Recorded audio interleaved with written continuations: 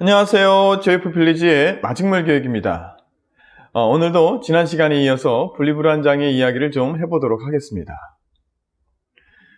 저희 학원 아이가 지난번에 어떤 이야기를 해서 제가 좀 충격을 받은 이야기가 있습니다. 이야기는 아이가 지금 4학년인데 그 유치원 때 이야기를 하는 것입니다.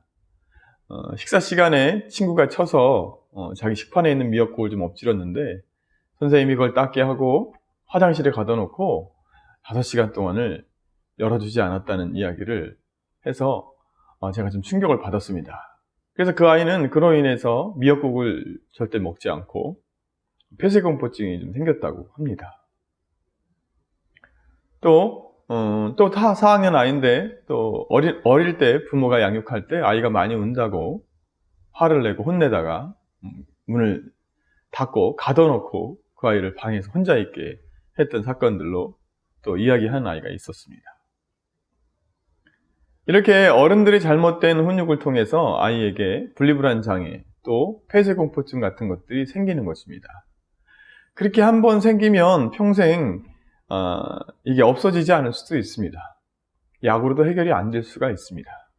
좀 불안한 게 좀 덜해질 뿐 그 공포는 여전히 갖고 있을 겁니다.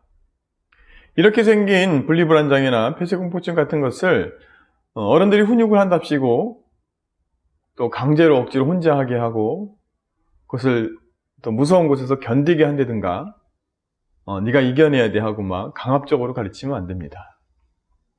이런 아이들의 문제는 좀 더 어릴 때 분리해야 되는 것을 좀 더 시간을 두고 여유 있게 계속 기다려주고 그 아이가 불안하지 않게 좀 유지해 주는 게 좋습니다.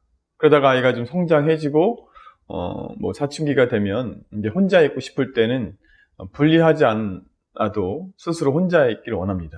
그러면서 그 상처는 한쪽에 갖고 있으면서 그 아이는 그 분리불안 장애를 조절하면서 살아갈 수 있는 아이가 됩니다.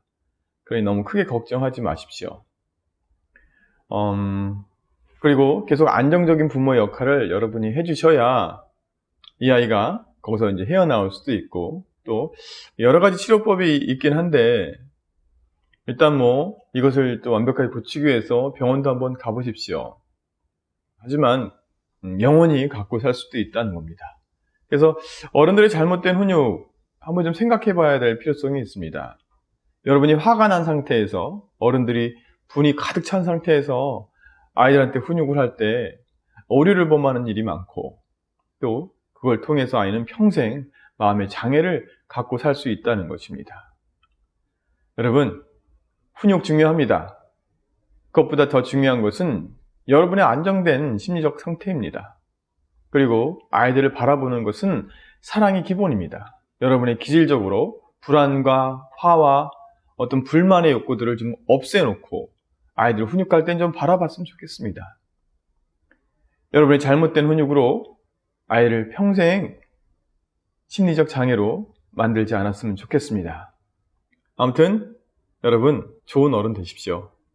여러분의 잘못된 훈육이 아이의 평생 심리적 장애를 안고 살아갈 수 있다는 사실을 잊지 마십시오.